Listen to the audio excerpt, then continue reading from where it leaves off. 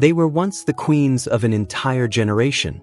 But behind the voices that mesmerized the world were endless sleepless nights and unbearable withdrawal. Addiction doesn't just claim lives. It slowly strangles the very voices that once lit up the stage, the voices that symbolized beauty, power, and raw talent. It steals their looks, their memories, their sanity, and eventually, their will to survive. Can you imagine a female singer entering rehab 17 times, collapsing in public restrooms, or crouching beside unmarked bags of drugs? Some were even strapped to hospital beds, handcuffed as their hearts beat for the final time. Join us as we uncover the heartbreaking stories of 19 legendary Black R&B singers who fought addiction and paid a devastating price. Etta James. 17 rehabs. 1 irreversible fall. At the top of this list stands a legend who sang as if nothing on earth could ever break her. And yet, the truth was far more brutal. Etta James once confessed that some mornings she woke up unsure of where she was, or whether she had even survived the night before. For most people, that would signal a medical emergency. For Etta, it was just another dawn in a life spent tangled in substances that clouded her mind and quietly shredded her soul. From her late teens, she was pulled into a downward spiral no one could stop. When she sang, "All I Could Do Was Cry," few realized she cried the hardest off stage, after the lights dimmed and the applause disappeared. She fought back the only way she knew how, checking into rehab 17 times, each attempt ending the same way, shaking hands, numbed nerves, and a mind that no longer remembered what normal felt like. Everything collapsed on the night of June 17, 1973, when Etta was arrested at Los Angeles International Airport. Security found no music, no glamour, only reminders of the habits she couldn't outrun. She didn't argue. She didn't explain.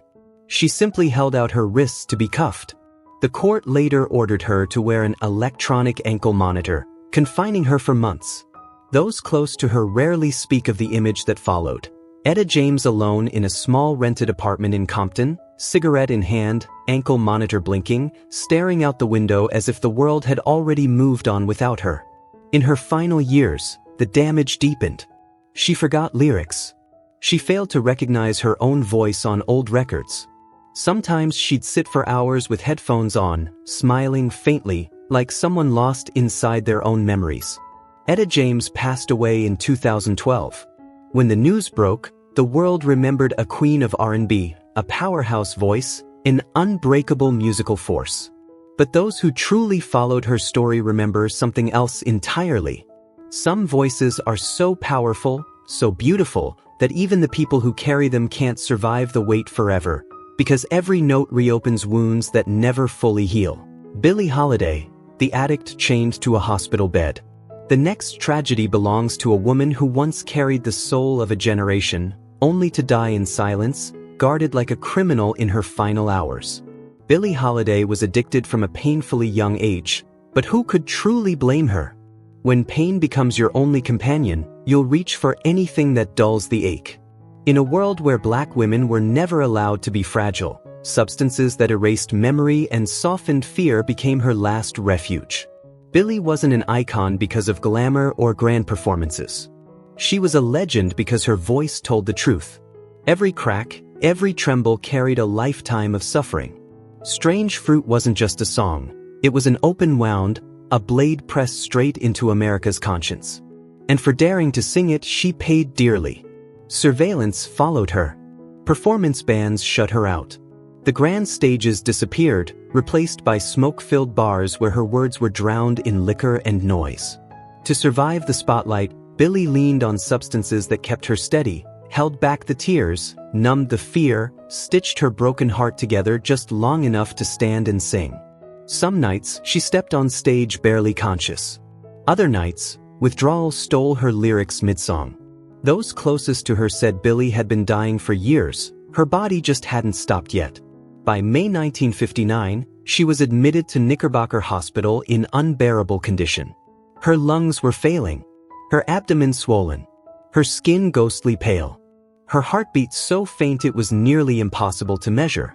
But the most horrifying moment came days later, when police entered her hospital room with an arrest warrant for alleged drug possession. Unable to move, Billie was handcuffed to the metal frame of her bed and placed under 24-hour guard. The cuffs stayed on, even after doctors said she had only days left to live. And she knew it.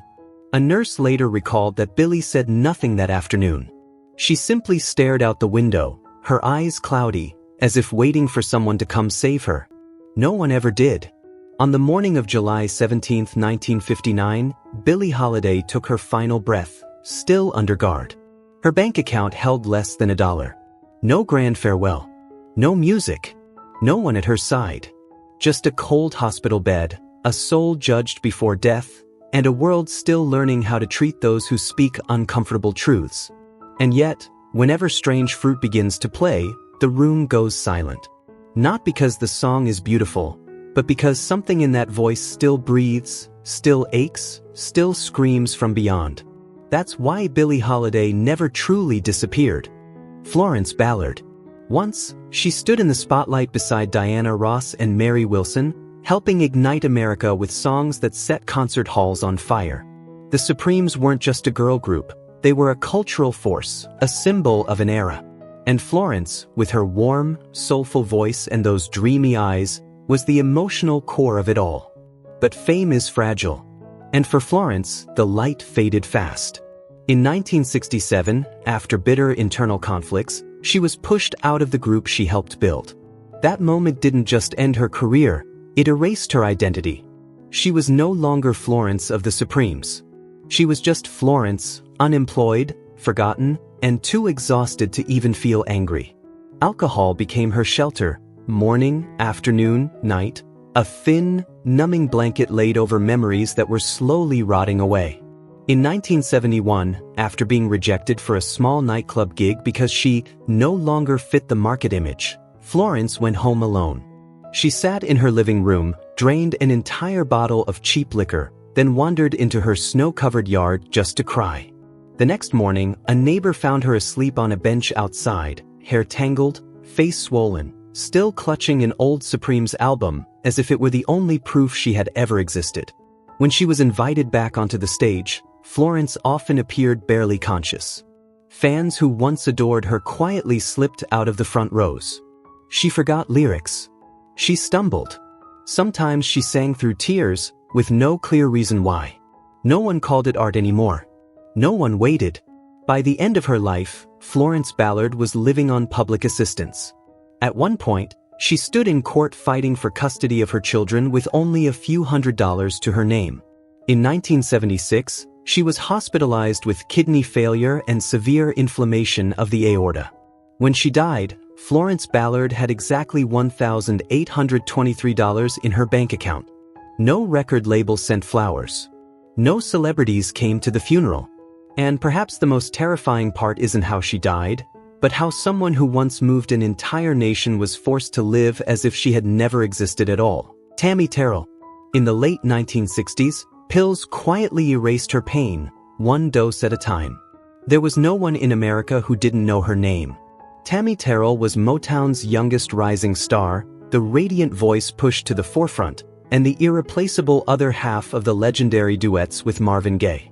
Songs like Ain't No Mountain High Enough and You're All I Need to Get By poured from radios, filled concert halls, and settled deep into the hearts of millions.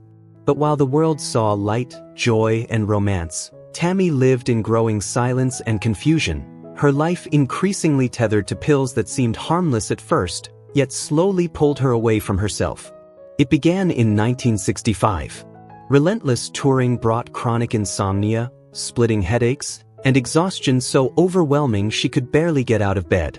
She went to a doctor, and the solution came neatly bottled. One pill to help her sleep, one to help her wake up, one to steady her voice, one to numb everything else.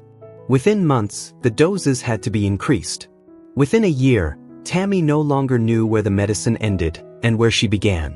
In 1967, during a performance in Virginia, Tammi collapsed on stage, falling into Marvin Gaye's arms. That moment became iconic, but it wasn't the first warning. Weeks earlier, she had fainted in the studio, a pill bottle left open beside a glass of water. One technician later recalled watching her stand motionless for nearly an hour, eyes locked on the microphone, not singing, like her memories had been drained, leaving only a body struggling to remember how to exist. After the collapse, doctors discovered a brain tumor. Yet even then, the machine didn't stop. She was still expected to record, still expected to smile, still expected to return to the stage. Pills became the only way to hold together her rhythm, her image, and a dream that was cracking by the day. Tammi Terrell died on March 16, 1970. She was only 24 years old. In her final weeks, she no longer recognized the people around her. She forgot her own lyrics.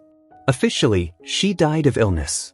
But to those who watched her desperately search through her purse for the next dose during rehearsals, the truth felt far more complicated. Tammi Terrell didn't just lose her life to a tumor. She was consumed by an industry that learned how to dress addiction in glitter, hide it behind harmony, and call it success. Betty Wright. The deadly white lines. Some pain can never be buried, only quieted for a while. Betty Wright learned that lesson early, and she lived with it every day for decades. She found ways to still the noise in her mind, even as each attempt slowly splintered her heart a little more. In 1971, at just 17 years old, Betty exploded onto the national stage with Clean Up Woman.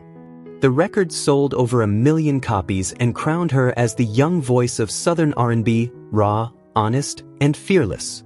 She didn't just sing songs, she told stories. Stories that sounded like truth. But in 1986, everything changed. Her eldest son, Patrick, was shot and killed during a brawl. The loss shattered her in ways no audience ever saw. Betty never truly recovered. Years later, when asked about her son in an interview, she offered only one sentence.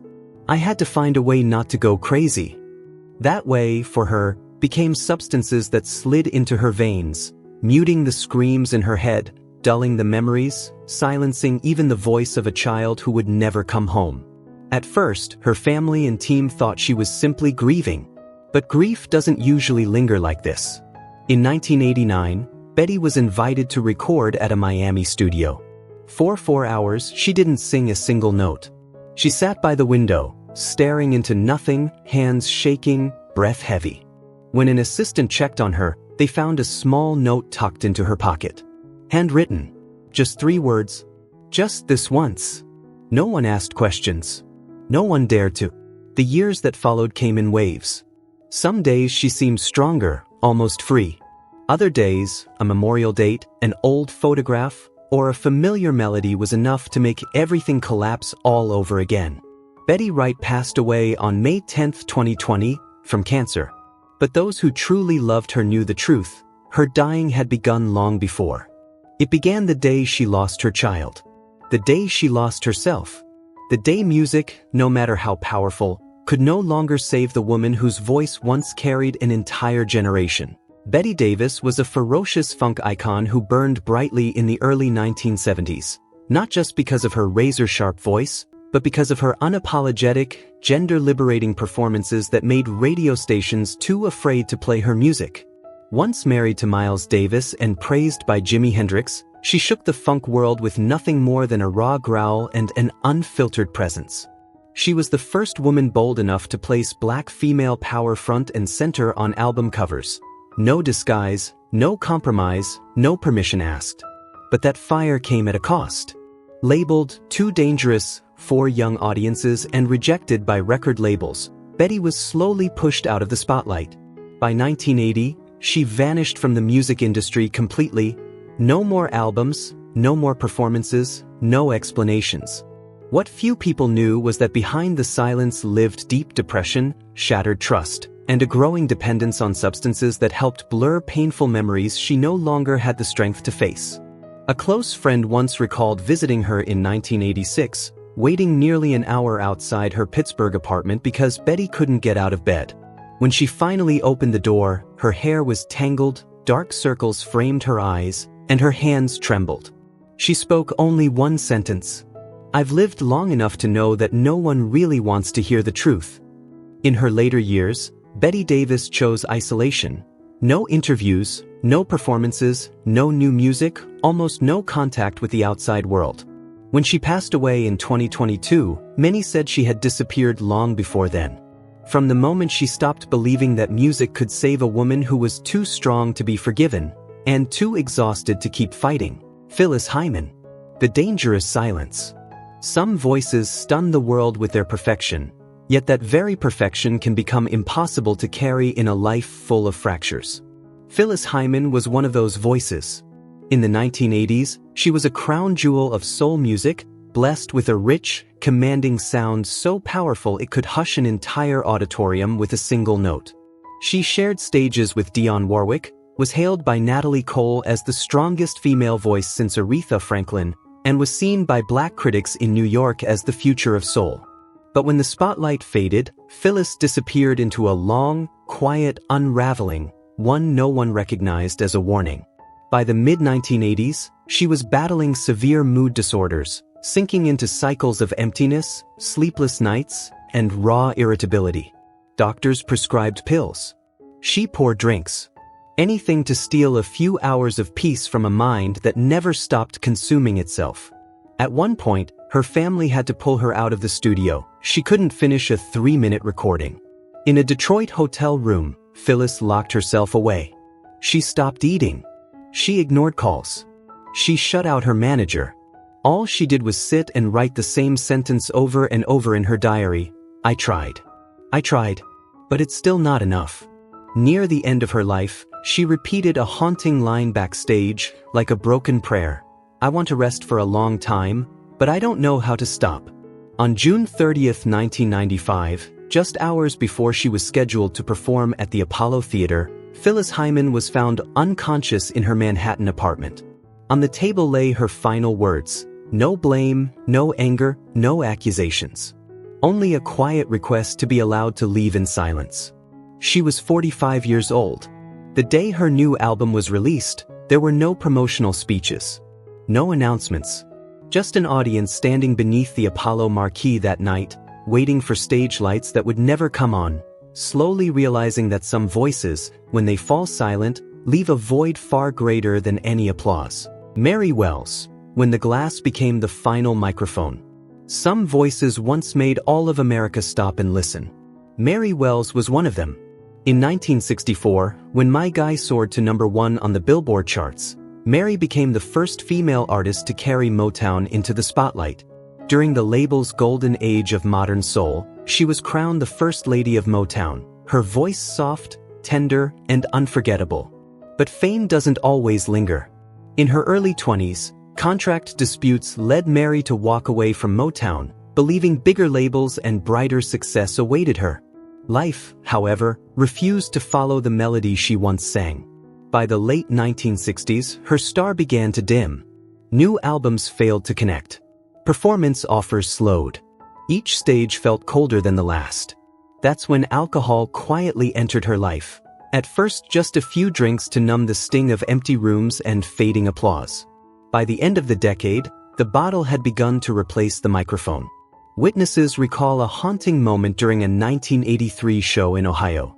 Mary stepped on stage in a sparkling dress, a ghost of her glory days, and stood there, silent, for nearly a full minute. When the band nudged her to begin, she smiled faintly and said, "Oh, I thought I came here to hear someone else sing." By the mid-1980s, Mary Wells had nearly vanished from the music world. No new contracts. No television appearances. She lived quietly, alone, far from the spotlight she once commanded. When she was diagnosed with throat cancer, she no longer had the means to fully pay for treatment.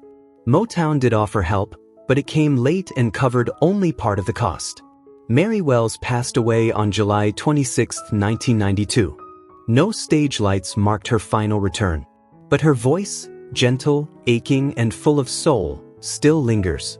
The voice of a generation. Echoing whenever someone needs a tender love song to carry them through a long, lonely night. When addiction begins to erase memory, the cruelest loss isn't the audience's forgetfulness, or the fact that only one hit survived the years. It's the slow, terrifying moment when a person no longer recognizes herself. No one witnessed that turning point. There was no dramatic collapse. It arrived quietly, day by day, like water dripping endlessly into the soul, until one morning everything inside her had thinned and lost its original shape. In 1971, Mr. Big Stuff made stages across America erupt. Jean Knight was young, driven, and convinced her journey had only just begun.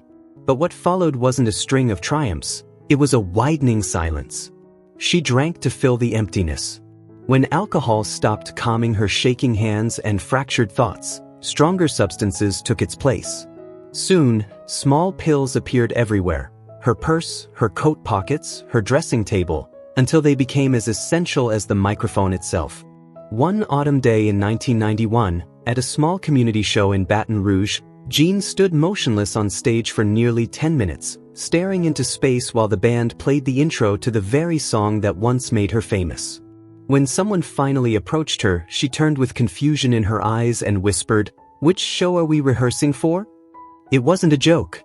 It was the moment her grip on time, reality, and herself was visibly slipping away. Addiction doesn't need spectacle. It doesn't shout. It simply erodes, quietly destroying relationships, opportunities, and trust.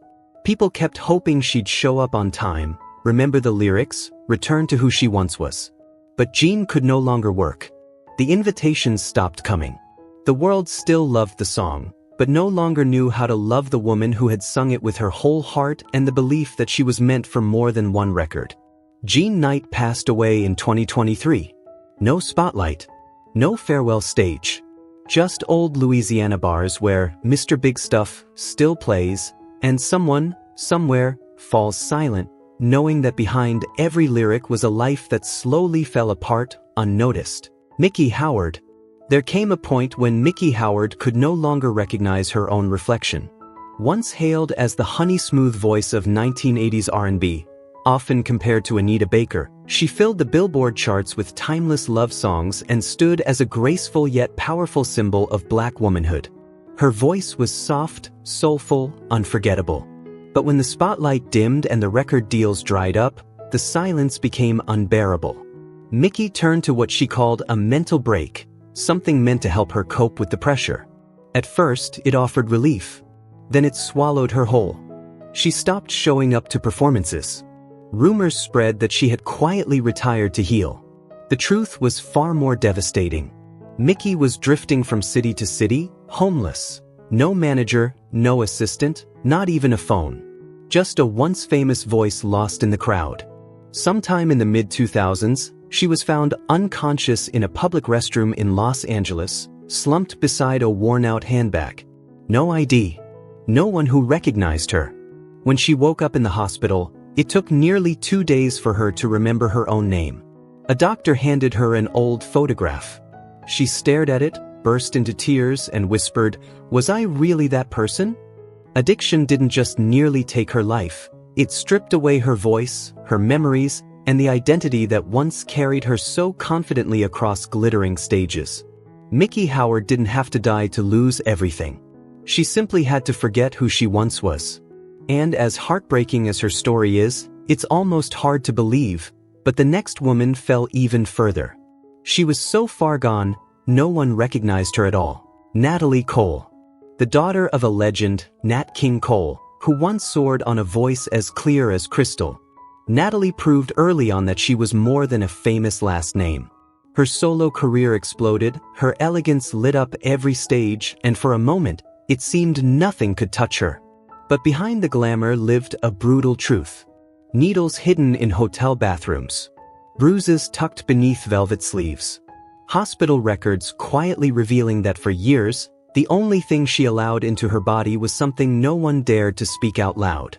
Her addiction ravaged her from the inside out. At one point, the damage was so severe she required regular blood transfusions, yet she kept the secret buried, performing through the pain, smiling through the lies, until her body could no longer protect her silence. In 2008, doctors delivered the truth she could no longer escape. Natalie had hepatitis C, likely contracted from shared needles years earlier. Her liver began to fail. Her body swelled. The voice that once carried generations of soul grew tired, fragile, and strained. She later confessed in an interview, "I lost my voice to the very thing that once helped me keep singing." It wasn't just a quote, it sounded like a long overdue apology to herself. Natalie Cole died in 2015. Not under stage lights. Not to roaring applause. But surrounded by machines and monitors, when one of the purest voices in R&B no longer had the strength to whisper her final song. Millie Jackson, when years of alcohol finally came to collect their debt. In the 1970s, she was the fiercest female voice in R&B, infamous for her fire-breathing lyrics and fearless, no apologies performances. She owned the stage. She owned the moment. But on a freezing winter night in 1994, backstage in Chicago, the woman who once commanded crowds was found alone, silent, unresponsive, staring into a mirror as if she didn't recognize the face looking back. What kept Millie off stage that night wasn't sickness. It was exhaustion, the quiet damage of years spent leaning on alcohol and pills to survive the long, empty hours after the applause faded. She once admitted the most dangerous part wasn't being drunk. It was being sober. Sober meant facing a voice she no longer felt in control of.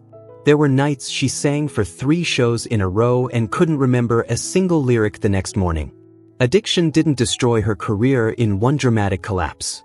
It worked slowly, mercilessly, roughening her once powerful voice, stealing her memory, and eventually leaving her afraid to listen to her own recordings. Maybe Millie Jackson never sang a wrong note. Maybe the real tragedy was forgetting who she was singing for, or why she ever started at all. Vanity, like poison, slowly coursing through her veins. Next is a woman so consumed by beauty that it ultimately destroyed her. Vanity, the sexiest singer to ever rise from Prince's shadow, wasn't iconic just for her looks. It was the fire in her eyes, the kind that could set an entire stage on fire with a single glance.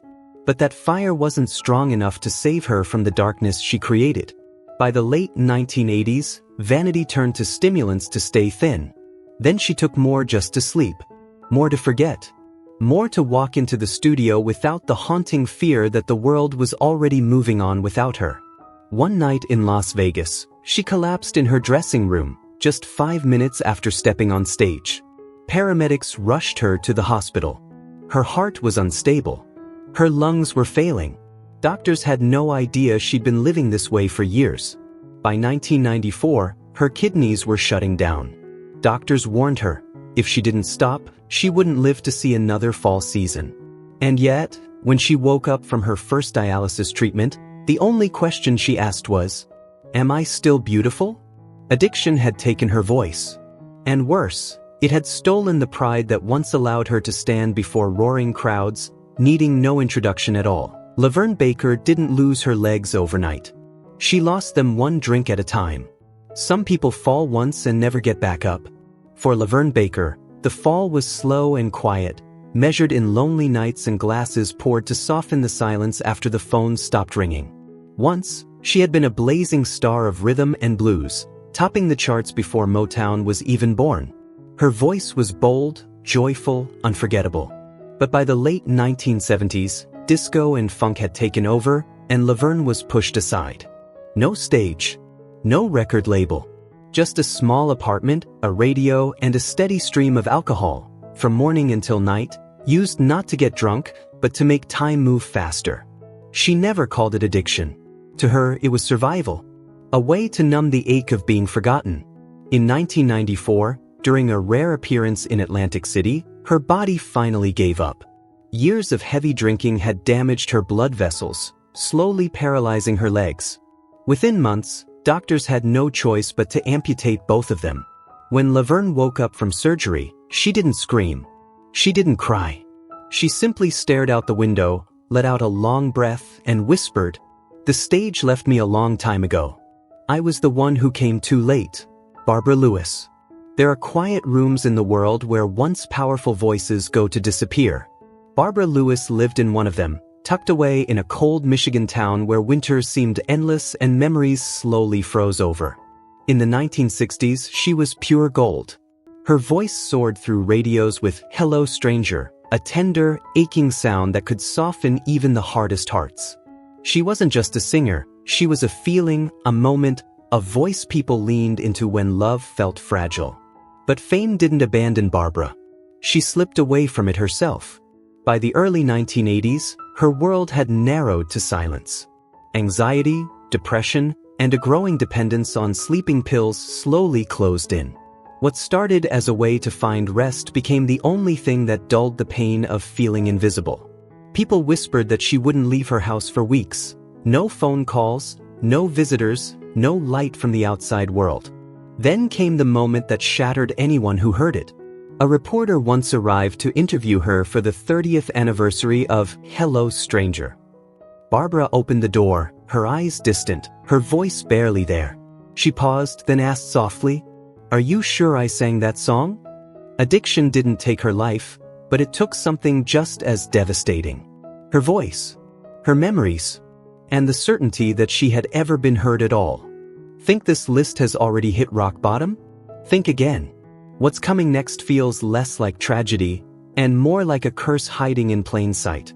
Sylvia Robinson needed 10 pills just to get out of bed.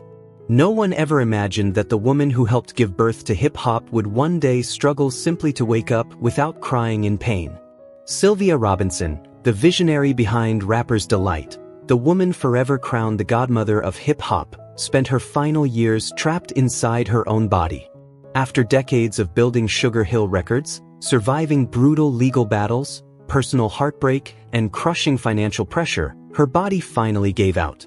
Diagnosed with severe cervical spine degeneration, Sylvia turned to prescription painkillers just to function. Within months, the dosage doubled. Soon, she couldn't sleep without the pills. Then she couldn't attend meetings. She forgot new mixes. Some days, she couldn't even remember what day it was. By the late 2000s, Sylvia Robinson had nearly disappeared. Visitors said she slept more than she spoke. Her eyes moved slowly. Her reflexes faded. The same hands that once signed history-making deals now trembled as they lifted a glass of water. Sylvia Robinson officially died in 2011 from heart failure. But to those who loved her, she had left this world long before, when the pills replaced her voice, erased her memory, and silenced the woman who once changed music forever. Deniece Williams, a voice made of silk and control. With a rare 4-octave range, she gave the world "Let's Hear It for the Boy," a Billboard smash, and proved that soul music could float like clouds and still cut straight to the heart. Her voice wasn't just powerful, it was precise, disciplined, almost surgical. But behind that angelic sound was an obsession. Deniece didn't just love her voice, she needed to control it. To preserve her gift, she began relying on anti-inflammatories, mucolytics, and vocal relaxants. At first, they were prescribed in safe doses. Then they became routine. Then they became necessary. During a recording session in Los Angeles in the early 2000s, her voice suddenly collapsed mid-take. Instead of resting, she waited 3 hours and asked her assistant for more pills. Moments later, she couldn't remember the lyrics she had just recorded. Deniece once said she wasn't addicted to music, she was addicted to the feeling of total control over every high note. But the harder she tried to protect her voice, the more it slipped away. In her later years, her throat was often raw, her memory clouded, and her pitch increasingly unpredictable. One doctor finally told her the truth. There's no drug that preserves a voice without costing your nerves. Deniece kept singing. But by the end, the question lingered. Was it still her voice the world was hearing? Or just a sound held together by medicine? Barbara Mason reached a point where day and night no longer felt different. Once, her voice had stopped a nation in its tracks. In the early 1960s, "Yes, I'm Ready" turned Barbara Mason into a teenage sensation, soft, soulful, and unforgettable. But time has a cruel way of silencing even the sweetest songs. As the years passed, her music disappeared from the airwaves, and so did she. Barbara quietly withdrew into a small apartment in Philadelphia, fading far from the spotlight she once commanded. She avoided people, avoided noise, and leaned heavily on sleeping pills to numb fears no one else could see. Family members later recalled that there were moments when Barbara couldn't tell whether it was morning or night. Her medication schedule became the only proof that time was still moving, that she was still alive. In her final years, she rarely stepped outside. She no longer performed. She no longer sang. Sometimes she would play her old records, listening not for pleasure, but for reassurance, as if reminding herself that she had once mattered, that she had once existed. Barbara Mason is not alone. She represents an entire generation of Black female artists who soared to unimaginable fame, only to be forgotten when the lights went out, left without protection, support, or recognition. Were they victims of the industry, or quiet survivors of it? Share your thoughts in the comments below, and don't forget to subscribe for more hidden truths behind the glamour of a bygone era.